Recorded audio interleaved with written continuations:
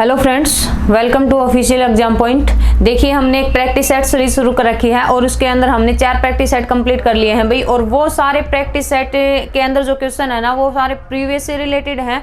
और ये जो सारे क्वेश्चन को जो हमने पीछे वीडियो के अंदर कंप्लीट टॉपिक कर लिया है ना, उसी से ही संबंधित आते हैं भाई। तो आज का हमारा जो नेक्स्ट प्रैक्टिस सेट है वो अगला 5वां प्रैक्टिस सेट है भाई। इसका पहला क्वेश्चन देखिए, 3 बीघा कॉरिडोर जोड़ता है, किस किस को जोड़ता है? 3 बीघा कॉरिडोर। तो ऑप्शन दे रखे हैं इसके अंदर, क्या? भारत पाकिस्तान को, भारत चीन को, बांग्लादेश और पाकिस्तान को, और बांग्लादेश और किसको भाई? भारत को। तो ये 3 बीघा कॉरिडोर है ना, ये 3 बीघा कॉरिडोर किस किस को जोड़ने का कार्य करता है? तो इसका क्या है, यानी कि जो डी ऑप्शन है वो वाला सही है। इसमें कौन कौन से को जोड़ता है भाई? भारत और बांग्लादेश को। ठीक है, किस किस को? बांग्लादेश और भारत, इन दोनों को जोड़ने वाला जो कॉरिडोर है वो कॉरिडोर कौन सा है? 3 बीघा कॉरिडोर। इसके साथ में आता है पश्चिम बंगाल। ठीक है, पश्चिम बंगाल के साथ क्या है? 3 बीघा कॉरिडोर को जोड़ रखा है। लेकिन त्रिपुरा है ना, त्रिपुरा के साथ में भारत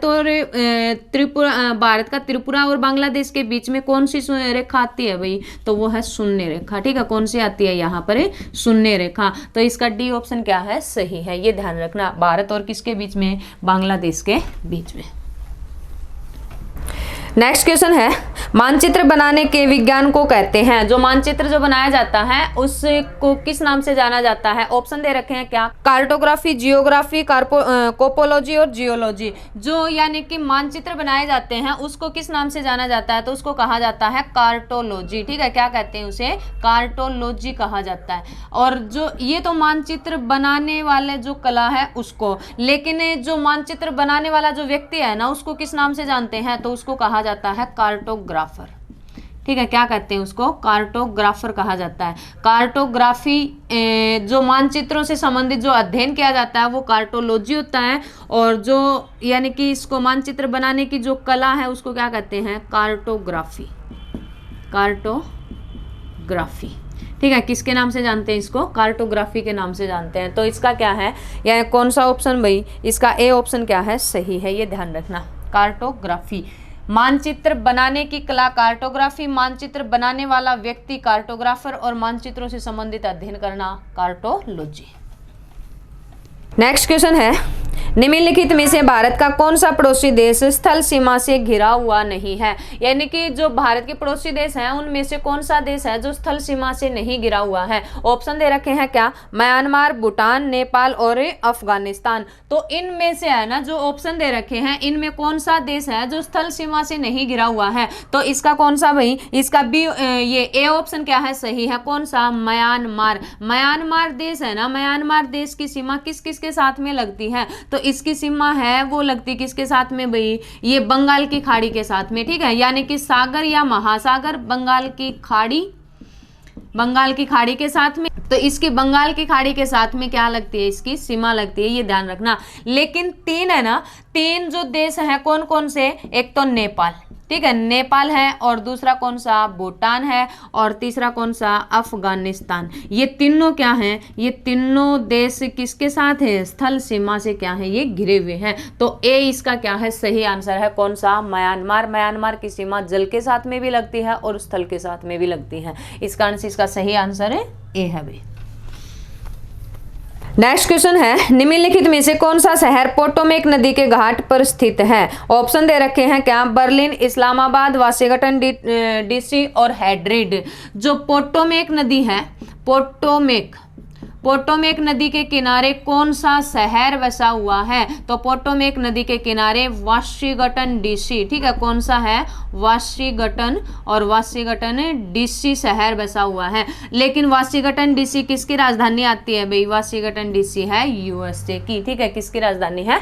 यूएसए की राजधानी है। तो इसका कौन सा कौन सा है भाई? डी ऑप्शन इसका क्या है? सही है। कौन सा शहर है? Washington DC. नेक्स्ट क्वेश्चन है ज्वालामुखी के कप के मुख को क्या कहते हैं। जो ज्वालामुखी फटता है ना उसके मुख को किस नाम से जाना जाता है। ऑप्शन दे रखे हैं क्या, उद्गम केंद्र, क्रेटर या अधिकेंद्र या सिंडर शंकु। तो जो ज्वालामुखी का विस्फोट होता है, जैसे कि मान लो ये पृथ्वी के अंदर से ज्वालामुखी निकला और इससे क्या है विस्फोट हुआ, तो इससे जो ज्वालामुखी से लावा या मैग्मा जो भी अवशिष्ट पदार्थ निकल रहे हैं ना, इस मुख को क्या कहा जाता है, ये किस नाम से जाना जाता है। तो इसको क्या कहते हैं, क्रेटर बोला जाता है भाई। ठीक है, क्या कहते हैं इसको, क्रेटर कहा जाता है। और जैसे जैसे ये क्रेटर क्या है विस्तृत हो जाए ना, चौड़ा हो जाए, तो इसको क्या बोलते हैं, इसको बोला जाता है कालडेरा। ठीक है, क्या कहते हैं, कालडेरा कहा जाता है। लेकिन इस ज्वालामुखी, इस चिमनी से जो निकल रहा है ना जो ज्वालामुखी, इसको किस नाम से जानते हैं, इसको निकास नली बोला जाता है। ठीक है, क्या कहते हैं इसे, निकास नली। तो ये ध्यान रखने हैं, यानी कि जो क्रेटर वाला एरिया, कप जैसी आकृति, कटोरे जैसी आकृति, जो ज्वालामुखी विस्फोट होता है तो उसको किस नाम से जानते हैं, क्रेटर के नाम से जाना जाता है। और इसका ही विस्तृत रूप क्या कहलाता है, कालडेरा। तो इसका सही आंसर कौन सा है भाई, इसका क्या है, सही आंसर है क्या, क्रेटर। नेक्स्ट क्वेश्चन है पृथ्वी की सतह पर भूकंप केंद्र के ठीक ऊपर बिंदु को क्या कहते हैं। यानी कि पृथ्वी की सतह से, जैसे कि मान लो ये हमारी पृथ्वी है, इसके अंदर से कोई भूकंप वगैरह आ गया, ठीक है, और इस भूकंप से क्या है, यानी कि ये जो भूकंप की तरंगे निकलती हैं तो सबसे पहले इस स्थान पर पहुंचती हैं। इस स्थान को किस नाम से जाना जाता है। तो इसमें ऑप्शन क्या क्या दे रखे हैं, ऑप्शन दे रखा है मध्य केंद्र, मूल केंद्र, उत्केंद्र और अंत केंद्र। तो ये वाला जो भाग है ना, इस भाग को क्या कहा जाता है, इसको बोलते हैं अवकेंद्र। ठीक है, क्या कहते हैं भाई, अवकेंद्र भी नाम आता है और इसी का ही एक नाम आता है क्या, उत्केंद्र। ठीक है, क्या कहते हैं इसको, उत्केंद्र भी बोला जाता है। तो दोनों ध्यान रखने हैं, धरातल पर वह बिंदु जहां पर भूकंप की तरंगे सबसे पहले पहुंचती हैं उस स्थान को किस नाम से जानते हैं। तो वो वाला स्थान क्या कहलाता है, उत्केंद्र या अवकेंद्र। लेकिन जहां से भूकंप का उत्पन्न हुआ ना, जहां से भूकंप की तरंगे निकलना शुरू हुई, इस स्थान को क्या कहते हैं, तो इसको बोला जाता है क्या, केंद्र। ठीक है, या फिर इसी को क्या कहते हैं, फोकस। ठीक है, क्या कहा जाता है इसको, फोकस या केंद्र। हाँ, इसी का ही एक नाम और आता है क्या, अधिकेंद्र। ठीक है, अधिकेंद्र भी नाम इसी का ही आता है भाई। ठीक है, किस नाम से जानते हैं इसको, अधिकेंद्र। और ये क्या वाला स्थान कौन सा है, केंद्र।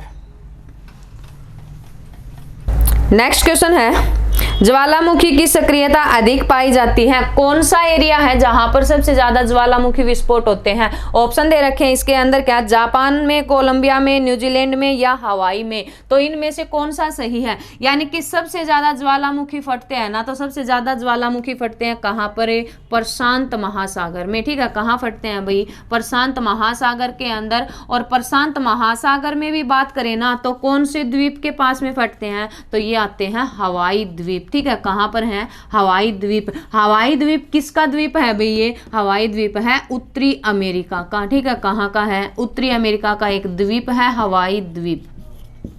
और इसी के अंदर सबसे ज्यादा क्या है, ज्वालामुखी विस्फोट होते हैं और इसी के अंदर ही सबसे ज्यादा क्या है, भूकंप आते हैं। और इसी कारण से इस हवाई द्वीप को क्या कहा जाता है, या प्रशांत महासागर को, तो इसको बोला जाता है अग्निवलय। ठीक है, किसके नाम से जानते हैं, अग्निवलय के नाम से जाना जाता है, या फिर इसी को ही क्या कहते हैं, रिंग ऑफ फायर। ठीक है, रिंग ऑफ फायर भी किसको कहा जाता है, तो ये भी बोला जाता है किसको, हवाई द्वीप को या प्रशांत महासागर को। तो इसका सही आंसर कौन सा है भाई, इसका डी, ये ए क्या है, इसका सही आंसर है कौन सा, हवाई द्वीप।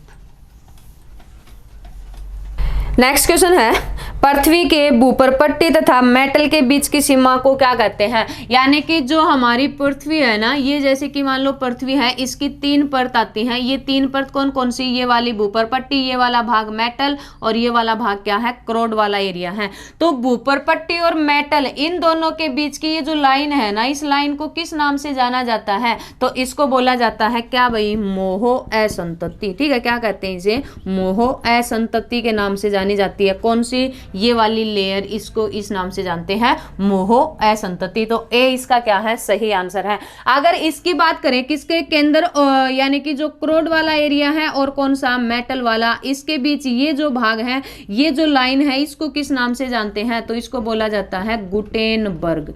ठीक है, किसके नाम से जानते हैं इसे, गुटेनबर्ग असंतति के नाम से जाना जाता है। तो दोनों ध्यान रखनी है, मोहो असंतति तो बुपरपट्टी और मेटल के बीच में, और जो गुटेनबर्ग असंतति है ये क्रोड और दूसरा कौन सा, ये मेटल के बीच में पाई जाती है। ठीक है, तो ये कौन सा इसका सही आंसर है, ए इसका सही आंसर है, ये ध्यान रखना। इसके अलावा और भी आती हैं भाई असंतति। ठीक है, कौन कौन सी असंतति आती हैं, एक आती है कौन सी, लेहमैन। लेहमैन असंतति कहाँ पर है, तो लेहमैन जो असंतति है ना, ये किस किस को अलग करती है भाई, तो ये आती है कौन से भाग को, लेहमैन असंतति क्रोड को दो भागों में बांटती है। ठीक है, जैसे कि ये क्रोड वाला एरिया है, इस क्रोड वाले एरिया को, ये जो लाइन है, इस लाइन को किस नाम से जानते हैं, लेहमैन असंतति कहा जाता है। ठीक है, और इसी तरह से एक और पूछा जाता है क्या, दुर्बलता मंडल। दुर्बलता मंडल वाला एरिया कहाँ मिलता है, तो दुर्बलता मंडल पाया जाता है कहाँ पर, तो ये है मेटल वाले भाग के अंदर। ठीक है, किसके अंदर मिलता है, ये मेटल में मिलता है। मेटल का जो ऊपरी भाग है ना, उस ऊपरी भाग को किस नाम से जानते हैं, तो उसको बोला जाता है दुर्बलता मंडल। नेक्स्ट क्वेश्चन है, निम्नलिखित में से कौन भारतीय संविधान के प्रारूपण के लिए जिम्मेदार संविधान सभा का हिस्सा नहीं था। ऑप्शन दे रखे हैं इसमें, महात्मा गांधी, सरदार वल्लभ भाई पटेल, जवाहरलाल नेहरू और BR अम्बेडकर। यानी कि जो हमारा संविधान बनाया गया था, उस संविधान के अंदर संविधान निर्माण के टाइम पर कौन सा व्यक्ति इनमें से नहीं था, तो महात्मा गांधी क्या थे भाई, महात्मा गांधी संविधान सभा का सदस्य नहीं था। ठीक है, इसका कौन सा आंसर सही है, ए इसका सही आंसर है। बाकी सरदार वल्लभ भाई पटेल, पंडित जवाहरलाल नेहरू और कौन, BR अम्बेडकर, तीनों क्या थे, हमारे संविधान निर्माण के अंदर इनकी अहम भूमिका थी। प्रांतीय जो समितियां जो बना रखी थी, उनमें प्रांतीय समिति का जो अध्यक्ष बनाया था या जो उसका हेड बना रखा था, वो कौन थे, सरदार वल्लभ भाई पटेल थे। और जो हमारी जो ये संविधान सभा का सबसे यानी कि जो प्रारूप समिति थी ना, सबसे बड़ी जो समिति थी, उस समिति के अध्यक्ष कौन थे, डॉक्टर भीमराव अम्बेडकर। ठीक है, कौन थे भाई, भीमराव अंबेडकर। तो ए इसका क्या है, सही आंसर है। कौन, महात्मा गांधी क्या है, हमारी जो संविधान सभा थी उसके सदस्य नहीं थे। नेक्स्ट क्वेश्चन है, भारत की संविधान सभा किसके कहने पर बनाई गई थी। ऑप्शन दे रखे हैं इसमें क्या, Wavell plan, Cripps mission, August offer और कैबिनेट मिशन। तो डी इसका क्या है, सही आंसर है। यानी कि भारत का जो संविधान निर्माण किया गया था ना, किस मिशन के आधार पर किया गया था, तो ये किया गया था cabinet mission. Cabinet mission Bharat कब आया था, 1946 के अंदर। 1946 की बात करें तो कब, 24 मार्च और 24 मार्च 1946 को। इसके अंदर तीन क्या थे, तीन सदस्य थे। तीन सदस्य कौन कौन थे, तीनों सदस्य अंग्रेज थे। नाम क्या थे उनके, सर स्टेफोर्ड था, सर स्टेफोर्ड। और दूसरे व्यक्ति कौन थे भाई, ये पैंथिक लॉरेंस था, पैंथिक लॉरेंस। और तीसरा जो व्यक्ति था वो कौन था, AB अलेक्जेंडर। ये तीन सदस्य थे और इन तीनों सदस्यों ने भारत के ये आया मिशन कब, 24 मार्च 1946 को। कैबिनेट मिशन के सदस्य थे तीन। ठीक है, और तीनों ही क्या थे, अंग्रेज थे। इन्होंने हमारे संविधान का निर्माण करने से संबंधित अहम भूमिका निभाई थी। तो ये ध्यान रखना कौन सा मिशन था संविधान निर्माण से संबंधित, ए क्या है भाई, डी इसका सही आंसर है। कौन सा, कैबिनेट मिशन। नेक्स्ट क्वेश्चन है, संविधान के अंतर्गत भारतीय लोकतंत्र के आदर्शों को हम कहाँ देख सकते हैं। यानी कि संविधान जो बना रखा है ना हमारा, इसके अंदर जो लोकतंत्र से संबंधित जो बातें हैं, जो आदर्श जो बात बोल रखे हैं, वो हम कहाँ पर देख सकते हैं। तो ऑप्शन में दे रखे हैं क्या, प्रस्तावना, भाग 2, भाग 4 या फिर कौन सा, भाग 1। कौन से के अंतर्गत देख सकते हैं, तो हमारे यानी कि लोकतंत्र से संबंधित जो आदर्श बातें हैं ना, वो सारी बातें किसके अंदर बोल रखी हैं भाई, प्रस्तावना के अंदर बोल रखी हैं। तो ये सारी बातें हम किसके अंदर देख सकते हैं, प्रस्तावना के अंदर। ये इसका कौन सा ए ऑप्शन क्या है, सही है। और प्रस्तावना को है ना, प्रस्तावना को संविधान की क्या कहा जाता है, प्रस्तावना को संविधान की आत्मा या फिर संविधान की क्या बोलते हैं, इसे संविधान की कुंजी कहा जाता है, ठीक है। और इसके संविधान की आत्मा या संविधान की कुंजी बोला जाता है किसको, प्रस्तावना को। ये प्रस्तावना किस प्रकार से 13 दिसंबर कब 1946 को किसके द्वारा, पंडित जवाहरलाल नेहरू ने क्या किया था, उद्देश्य प्रस्ताव पारित किया था। और उस उद्देश्य प्रस्ताव को आगे जाकर के क्या बना दिया, हमारे संविधान की प्रस्तावना बना दी, ठीक है। और इसको संविधान की आत्मा कहने वाला व्यक्ति कौन था, डॉक्टर के.एम. मुंशी थे। लेकिन इसी तरह से क्या है, अनुच्छेद 32 को भी क्या कहा जाता है, संविधान की आत्मा बोला जाता है। और संविधान की आत्मा उसको बोलने वाला व्यक्ति कौन है भाई, तो ये है भीमराव अंबेडकर, ठीक है। कौन बोलते हैं इसको, बी.आर. अंबेडकर, ठीक है। किसके द्वारा बोला गया है ये, बी.आर. अंबेडकर के द्वारा। ये तो अनुच्छेद 32 को कहा जाता है। और वैसे संविधान की आत्मा कौन सी कहलाती है, प्रस्तावना कहलाती है। तो हम भारत के लोकतंत्र से संबंधित आदर्शों की जो बात देखते हैं वो कहाँ पर, प्रस्तावना के अंदर देख सकते हैं भाई, ठीक है। तो इसका क्या है, ए ऑप्शन क्या भाई, सही है। नेक्स्ट क्वेश्चन है, भारतीय संविधान पूर्णतः किस तिथि से लागू हुआ था, कब हमारे संविधान को लागू किया गया था पूरी तरह से। ऑप्शन दे रखे हैं 15 अगस्त 1950 और 15 अगस्त 1947, 26 जनवरी 1950 या 26 जनवरी 1947। तो सबको पता है अच्छे से कि भारत का संविधान पूरी तरह से लागू हुआ था कब, 26 जनवरी। और 26 जनवरी कब, 1950 को। लेकिन हमने हमारा संविधान बना के तैयार कर लिया था ये कब, 26 नवंबर। और 26 नवंबर कब, 1949 को, ठीक है। तो ये ध्यान रखना, पूरी तरह से लागू हुआ था कब, 26 नवंबर 1950 को। इसकी जो अंतिम बैठक हुई थी, अंतिम बैठक कब हुई थी, 24 जनवरी। और 24 जनवरी 1950 को। इस दिन हमारे संविधान के जो कितने सदस्यों ने इसके ऊपर हस्ताक्षर किए थे, 284 सदस्यों ने क्या है, संविधान के जो तैयार किया गया था संविधान, उसके ऊपर क्या किए थे, इन्होंने हस्ताक्षर किए थे। तो ये ध्यान रखना, तैयार कर लिया था कब, 26 नवंबर 1949 को। और अंतिम जो बैठक हुई थी कब, 24 जनवरी 1950 को। तो इसका डी क्या है भाई, डी सही आंसर है। नेक्स्ट क्वेश्चन है, निम्नलिखित में से किस अनुच्छेद में इंडिया को भारत भी कहा गया है। ऑप्शन दे रखे हैं क्या, अनुच्छेद 1, 2, 3 या 4। कौन से अनुच्छेद के अंतर्गत इस भारत को इंडिया कहा गया है। तो मैंने आपको अच्छे से बताई थी बात, आर्टिकल कौन सा, अनुच्छेद कौन सा भाई, 1 के अंदर भारत को 2 नामों से डिफाइन कर रखा है। एक तो क्या, भारत, और दूसरा क्या, इंडिया, ठीक है। ये दोनों नाम आते हैं कहाँ पर, अनुच्छेद 1 में। ऐसा कौन सा आर्टिकल है जिसमें सुविधा यानी कि भारत को 2 नामों से डिफाइन कर रखा है, तो अनुच्छेद कौन सा है, एक भारत और कौन सा, इंडिया, 2 नामों से। और इसी के अंदर ही भारत को क्या कहा गया है भाई, भारत एक संघ राज्य है, ठीक है। यानी कि भारत क्या है, भारत राज्य और केंद्र शासित प्रदेश, ये किस से संबंधित जो सारी बातें बोल रखी है वो कौन से अनुच्छेद के अंतर्गत आती हैं, 1 में। 2 में क्या बात बोल रखी है भाई, 2 के अंदर नए राज्यों का प्रवेश, ठीक है। किससे संबंधित बात आती है यहाँ पर, नए राज्यों का प्रवेश। और 3 के अंदर क्या बात बोल रखी है, 3 में बोल रखी है किससे संबंधित भाई, अनुच्छेद 3 के अंदर बात आती है क्या, राज्यों के पुनर्गठन से संबंधित, ठीक है। राज्यों का पुनर्गठन की बात कहां पर है, अनुच्छेद 3। तो ये ध्यान रखना है, 1 के अंदर क्या कर रखा है, भारत और इंडिया दोनों ही शब्द मिलते हैं। तो इसका सही आंसर कौन सा है, ए, यानी कि अनुच्छेद 1।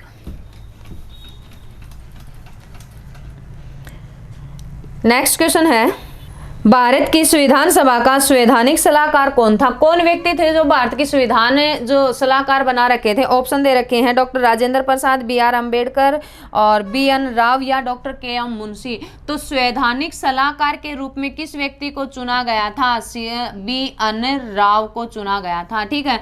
यानी कि हमारी जो संविधान सभा है उसका एक संवैधानिक सलाहकार जो व्यक्ति थे वो कौन थे, बी.एन. राव थे। लेकिन बी.एन. राव को क्यों चुना गया था संवैधानिक सलाहकार, ये सदस्य क्यों नहीं बनाए गए थे इसको, इसको, क्योंकि ये जो क्या है, ये एक सरकारी व्यक्ति थे, सरकारी ऑफिसर थे, इस कारण से क्या है संविधान सभा के सदस्य नहीं बन पाए। लेकिन इसने क्या किया था, हमारे संविधान का प्रारूप तैयार किया था। संविधान का प्रारूप तैयार करने वाला भी कौन है, BN राव थे। और इसी ने ही मतलब फिर आगे जाकर के ये प्रारूप है ना क्या बन गई थी, प्रारूप समिति बनी थी। और इस प्रारूप समिति का जो अध्यक्ष बना था ना, वो अध्यक्ष कौन बने थे, BR अम्बेडकर। ठीक है, कौन बने थे भाई, BR अम्बेडकर को उसका क्या बनाया गया था, अध्यक्ष बनाया था। इस समिति के अंदर सदस्यों की बात करें तो कितने सदस्य थे, 7 सदस्य थे। ठीक है, कितने सदस्य थे, 7।